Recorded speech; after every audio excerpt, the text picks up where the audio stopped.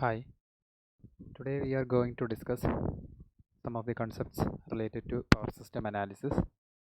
This is the outline. First of all, we will discuss the basics of bus in power system, then bus admittance matrix. Finally, different load flow methods, that is Gauss-Seidel method, Newton-Raphson method, and fast decoupled load flow methods.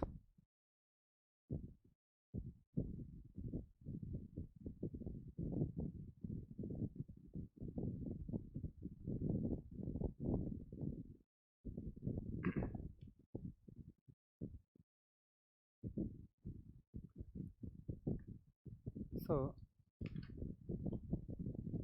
this load flow or load flow studies, which indicates the flow of active and reactive power in a power system. And these are very essential to study short circuit conditions for any power system. It also provides systematic mathematical approach for the determination of different bus voltages, their phase angles, active power, reactive power through different branches, generators or loads under steady state conditions. First of all, we have to know the concept of bus in a power system. A bus is a node at which one or many lines are connected. Consider this node 1. A generator is connected to this node 1. A load is connected and transmission line is connected from this first bus to second bus and first bus to the third bus. So different components are connected to this junction, and that is the bus.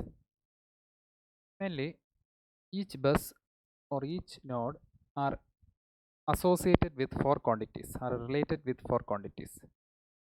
One is the active power, other is the reactive power, then third one is the magnitude of bus voltage, that is modulus of V, and fourth one is the phase angle of voltage delta. Normally in a load flow problem, two of these four quantities are specified or indicated, and the remaining two have to be calculated through the solution of equations. Depending upon which quantities are indicated or specified, the buses or nodes are classified into three categories. That is generation bus or voltage controlled bus. It is called PV bus. Here P and modulus of V are known quantities or specified quantities, and we have to find the reactive power and phase angle of voltage delta. Then the second bus is the load bus or PQ bus. Here P and Q are known quantities. Modulus of V and delta have to be find out. Then third bus is the reference bus or slack bus. Here the known quantities are modulus of V and delta, and unknown quantities are active power and reactive power. The basic explanation for a bus.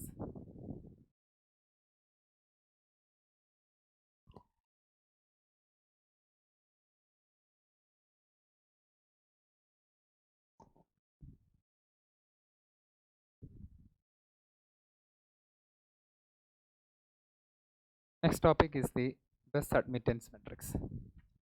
How the different admittances in a power system can be indicated in a matrix form. You know, P equal to Z into I, some basic representation. Voltage equal to the impedance into current. Similarly, current I equal to Y into V, where Y is the 1 by Z, which is equal to the admittance, V is the voltage, and I is the current.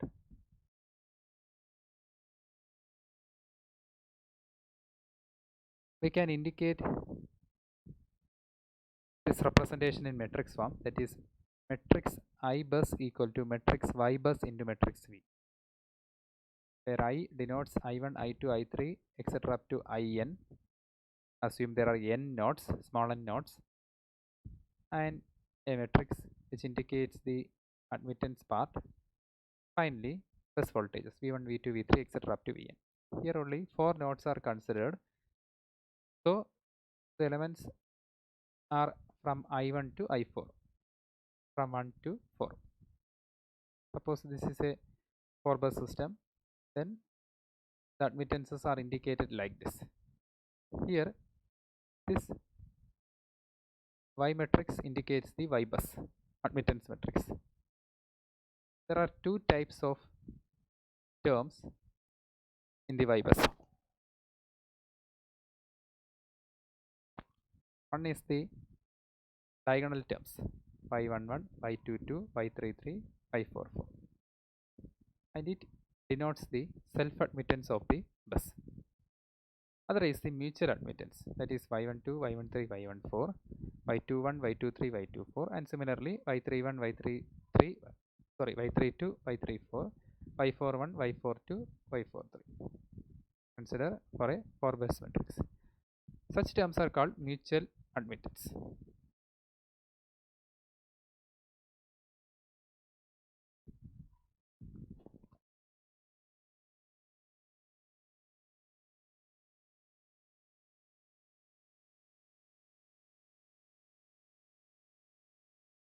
Now consider there are different problems based on admittance bus, this Y bus. Consider this problem. The admittance between the various buses in a power system are given. Obtain the Y bus matrix. Admittance is directly given between the buses. Here the buses 1 2, 1 4, 2 3, 2 4, 3 1, 4 3, and admittances are directly given. So we have to find the different terms in Y bus. And you know, for a Y bus, there are two types of terms, that is self admittance term and mutual admittance term. Self admittance term indicates admittances related to that node. Suppose for the first node, the admittance terms are Y12, Y14, then Y31.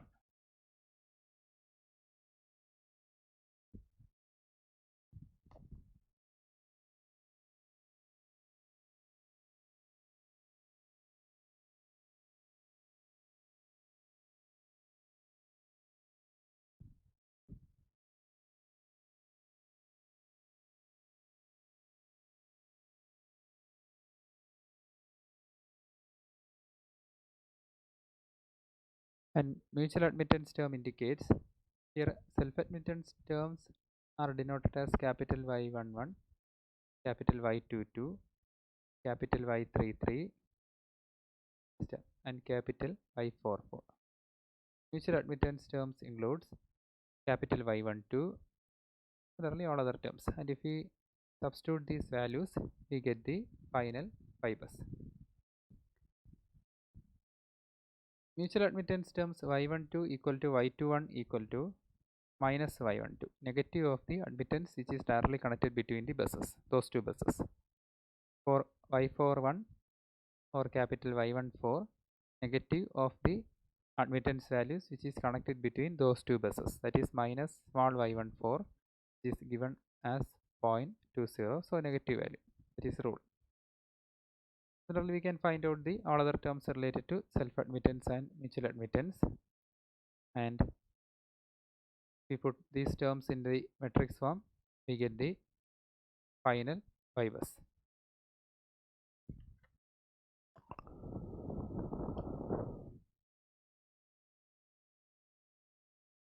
Sometimes impedance will be given, we have to take the reciprocal to find the admittance term.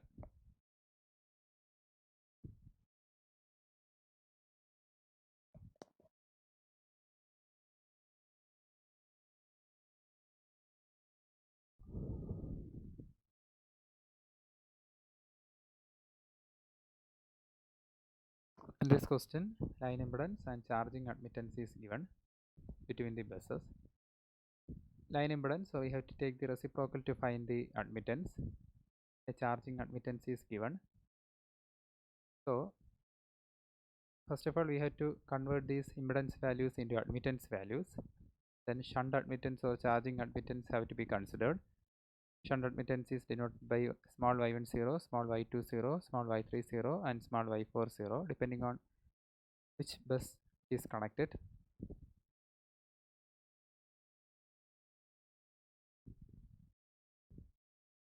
Here across 1 and 2, the charging admittance is J0.02, across 2 and 3, J0.03, like that. So based on this, we have to draw the diagram and indicate the transmission lines. Impedance consists of real part and imaginary part, so resistive part and inductive part. Normally transmission lines are represented as pi network or T network. Here it is represented in pi network. So charging admittance have to be connected in both sides.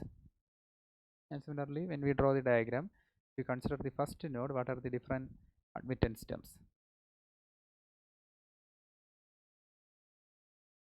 This is the Y-bus matrix. This is first term, capital Y11. Capital Y11 equal to, what are the different admittance terms? This admittance term between 1 and 3. Then finally this admittance term between 1 and 2. That is small y12 plus small y13 plus small y10.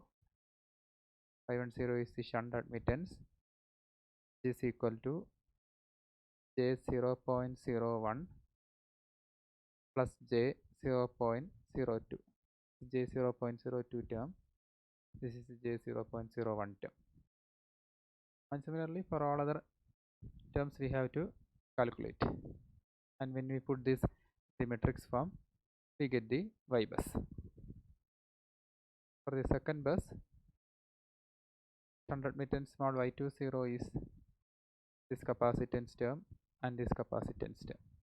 It is J0.02 plus J0.03 plus this term between 2 and 3, this value for the second bus. And we can calculate all other values, and finally we get the bus admittance matrix.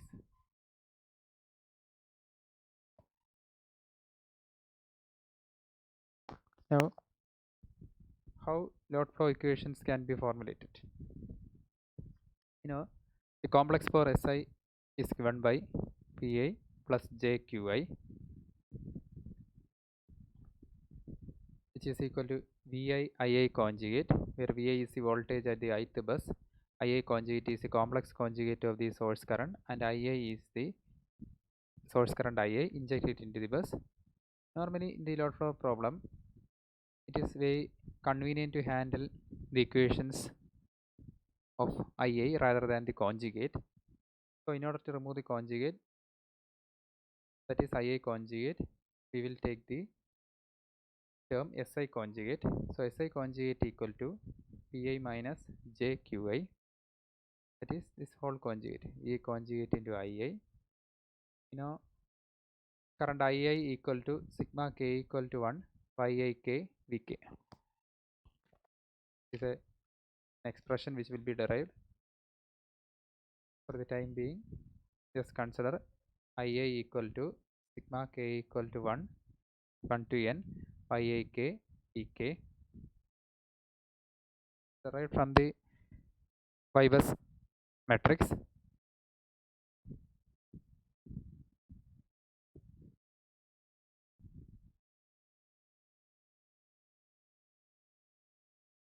And finally, when we substitute this equation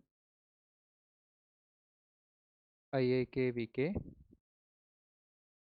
we get the two part, real power and imaginary power. Real power PI equal to This Vi into sigma k equal to 1 to n pi ik Vk cos theta ik plus delta k minus delta I. We convert these voltages in polar form. Assume Vi equal to Vi angle delta I, Vi conjugate equal to Vi angle minus delta I, Yik equal to Yik angle theta ik. Then by substituting this equation, we will get this expression.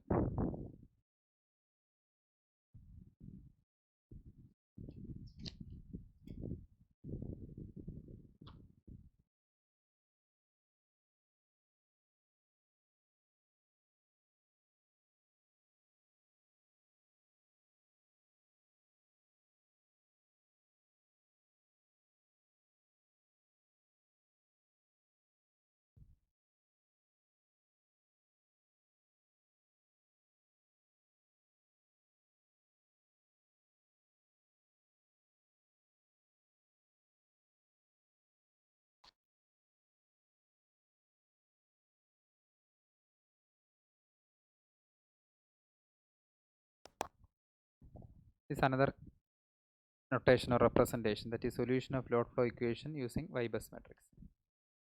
As we have already mentioned, I equal to Y bus into V, I1, I2, I3, etc. up to IP, etc. up to IN. Then there is a admittance part as we done in the problem. Then voltage bus part, V1, V2, V3, etc. up to Vn. Here an intermediate term IP is considered. Total there are n buses starting from 1 to n, and a bus P or pth bus is considered. It is denoted as IP, Vp and admittance terms. So this IP equal to 5P1 V1 plus 5P2 V2, like that, 5PP Vp, then etc. up to Yp and Vn. This term can be split into three part. IP equal to sigma q equal to P minus 1 Ypq Vq plus this diagonal, this term Ypp Vp plus sigma q equal to P plus 1 to n Ypq q.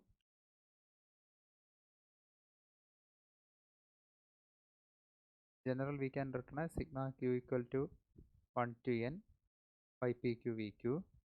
That is, we have substituted in the previous equation as I equal to sigma k equal to 1 to n Yk Vk, the same term of the same expression. Here small I is replaced by small p, and small k is replaced by small q, the same term.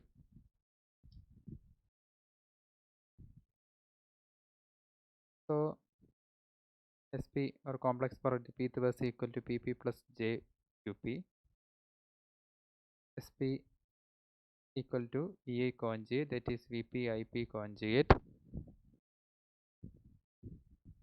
Vp Ip conjugate, the whole conjugate equal to Pp plus j Qp conjugate. Vi conjugate, the whole conjugate, that is Vp conjugate Ip equal to Pp minus j Qp, or Ip equal to Pp minus j Qp divided by Vp conjugate. So we get another equation 3. Then equating 1 and 3, we get the expression like this: Vp equal to 1 by Ypp Pp minus jQp by Vp conjugate minus sigma q equal to 1 to P minus 1 Ypq Vq minus sigma q equal to P plus 1 to n Ypq Vq. This expression is important for load flow studies.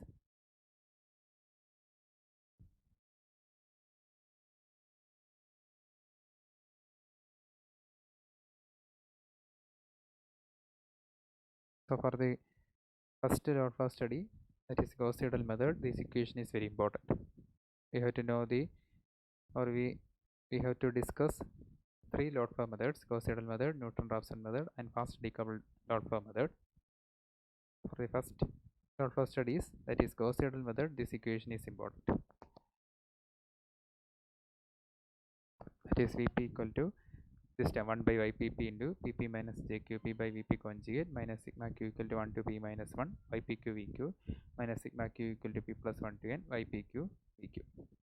All the three load flow methods are very useful for solving the load flow problems. Then three methods are iterative methods, and here we have to assume first solution, an initial solution,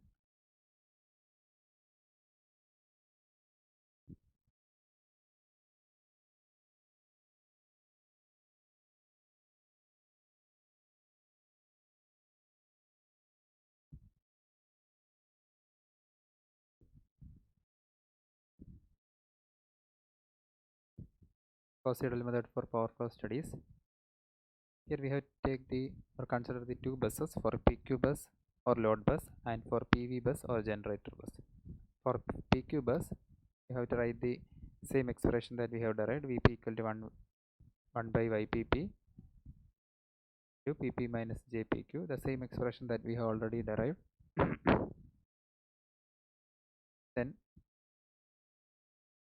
first we have to assume an initial solution.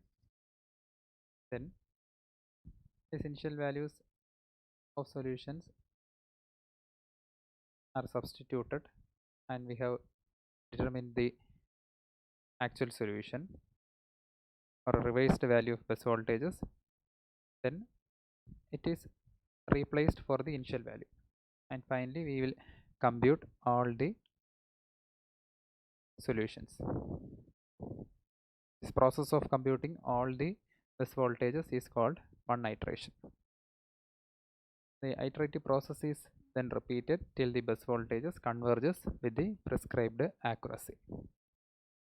So for the iteration, we will modify this equation like this: Vp raised to k plus 1 equal to 1 by Ypp into Pp minus jQp by Vp raised to k the whole conjugate minus sigma q equal to 1 to p minus 1 Ypq Vq raised to k plus 1 minus sigma q equal to p plus 1 to n Ypq Vq raised to k.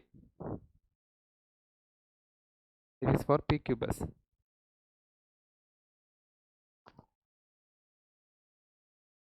Now for the generator bus or PV bus, this equation, the same equation, some slight arrangements. Pp minus jQp by Vp conjugate equal to the same expression that we have already derived. Then Pp minus jQp equal to this Vp conjugate into that expression. Then for the iteration, we have to define the, or we have to indicate the k values for substituting the initial values and for doing iteration. Then Pp raised to k plus 1 equal to minus jQp raised to k plus 1, this expression. It consists of active power and reactive power, and the reactive power Qp raised to k plus 1 is the negative value minus imaginary of this term. Here it is a PV bus. And for the PV bus, a lower and upper limit for reactive power will be specified. And for each iteration, we will get the reactive power. And this reactive power is checked with the reactive power which is given. Normally, reactive power within the limits are given. There is a minimum value and there is a maximum value. If it violates the specified limits, then the reactive power of the bus is equal to the limit violated, which means the calculated reactive power is less than the minimum value of reactive power which is given. Then we have to take reactive power is the minimum value of reactive power, and if Qp raised to k plus 1 calculated reactive power is greater than the maximum value, then we have to take the reactive power as the maximum value. And if it violates the limit, then we have to take, or we have to consider this as a load bus. If it does not violate, then the bus will be treated as the generator bus.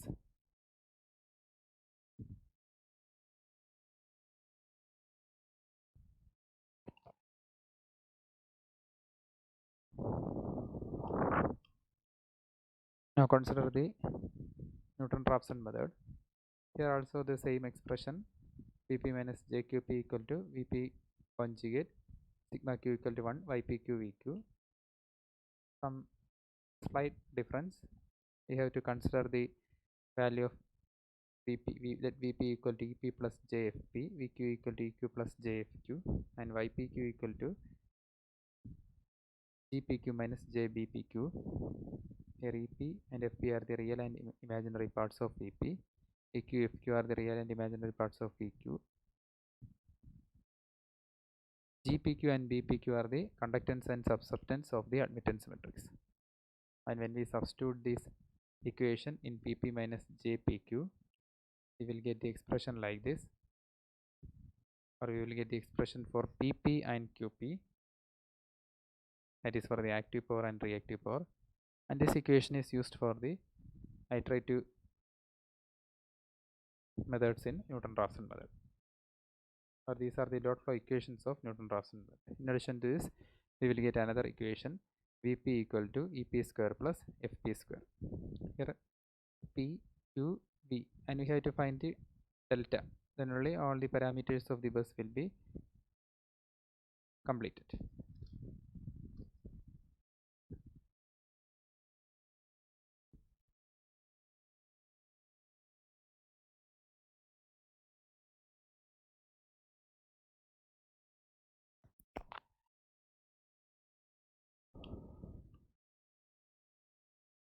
This is a mathematical background for Newton-Raphson method.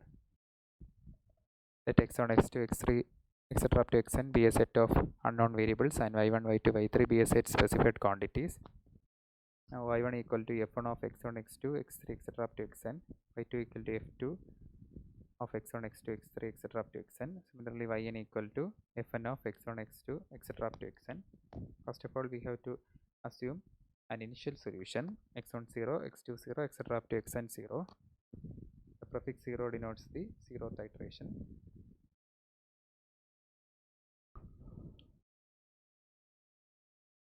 Then y1 equal to f1 of x1 0 plus delta x1 0, where delta x1 0 are the corrections required for the initial solutions. And finally, by Taylor series expansion, we will get the expression like this, y1 equal to f1 of x1 0, x2 0, etc. up to xn 0 plus delta x1 0 dou f1 by dou x1 plus delta x2 0 dou f1 by dou x2 plus etc. up to delta xn 0 dou f1 by dou xn. Let y1 minus f1 of x1 0, x2 0, etc. up to xn 0 equal to delta y1.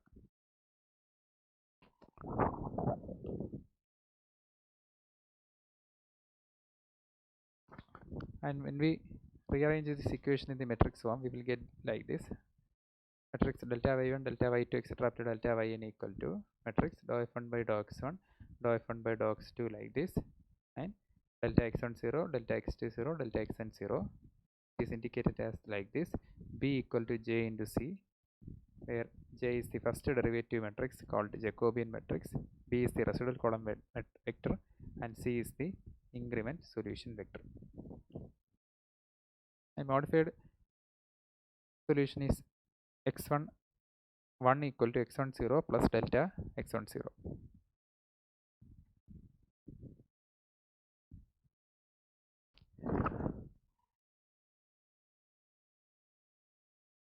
So this is a basic concept for Newton-Raphson method, and how this Newton-Raphson method is applied in the load flow solution. As I already mentioned, with respect to the general form or general matrix, we can put delta P2, delta P3, etc. up to delta Pn, delta Q2, delta Q3, etc. up to delta Qn. Then these are the Jacobian or first derivative terms. Then the solutions. Solutions have to be find out. Consider this is a PQ bus. P and Q are the known quantities, and we have to determine the V and delta terms. This V is equal to E plus J F. So this term indicates the unknown solution, unknown part. Delta E2, delta E3, etc. up to delta En, delta F2, delta F3, etc. up to delta Fn.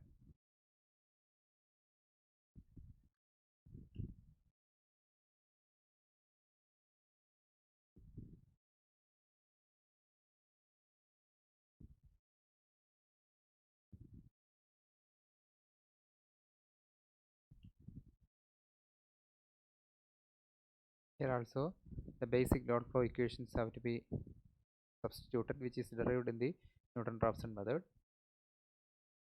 previously, and we have to consider the each term or each Jacobian terms, first derivative terms, that is diagonal terms and off diagonal terms, and finally we will get the expression, or finally we will get this derivative for the each solution. Similarly, we'll write the equation for PV bus also.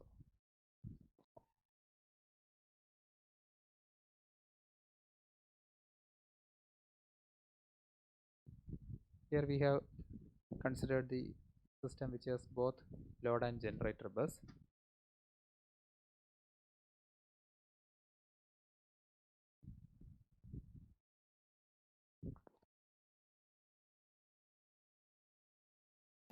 And if we represent the Newton-Raphson method in polar coordinates, then some slight changes. Earlier we are representing the values in the rectangular coordinates. Here we have to represent the values in the polar coordinates. That is Vi equal to Vi e raised to j delta I. So Vi conjugate equal to Vi e raised to minus j delta I. Vk equal to Vk e raised to j delta k. Yik equal to Yik e raised to minus j theta ik. And finally, we have to write the expressions for each term. Here delta P delta Q equal to J1, J2, J3, J4 del delta del V. Then dou Pi with respect to dou delta K, dou Pi with respect to dou delta I. Here there are diagonal terms and off diagonal terms. And similarly, dou Pi with respect to dou Vi, dou Pi with respect to dou Vk. Similarly, dou Qi with respect to dou delta K and dou Qi with respect to dou delta K, delta I, and dou Qi with respect to dou Vk, dou Qi with respect to dou Pi, like that.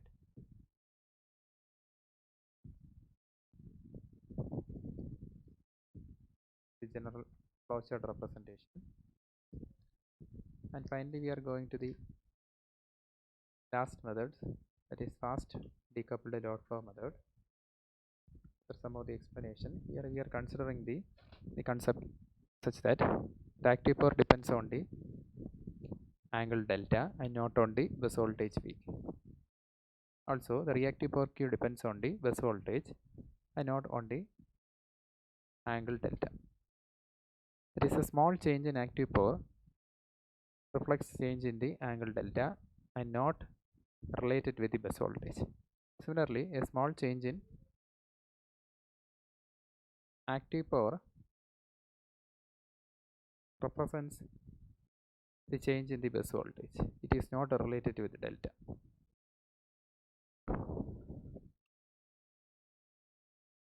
Here, similar to the Newton-Raphson method, we have taken the similar matrix delta P delta Q equal to HNML del delta delta Vy P. Here HNML are the elements of Jacobian matrix. P is related with delta and not on V. Also Q is related with V and not on delta. So these two terms are zeros, and we get the terms like this.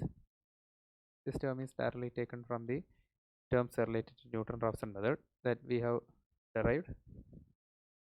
Then, similar to the previous case, here also we have to consider the two elements of this Jacobian matrix, that is diagonal elements and off diagonal elements.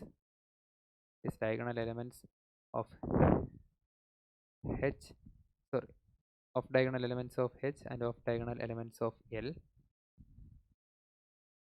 These are compared, and when we write the off diagonal elements of the two terms, we get the same expression, that is they are equal. Similarly, diagonal terms are computed,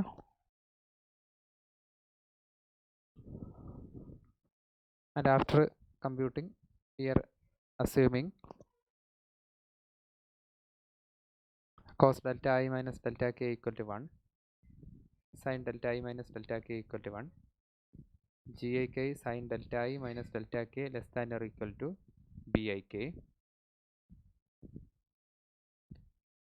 And after simplifying, we will get the equations like this: delta pi by va equal to b dash del delta, delta qi by va equal to b double dash delta v. Here we exploit the concept of sparsity also.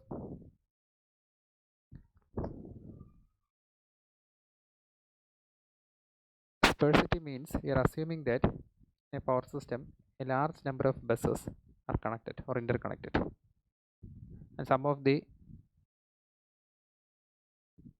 elements or some of the buses are unconnected. That is, each bus is connected to only a small number of remaining buses. That is, it has a large number of zero elements.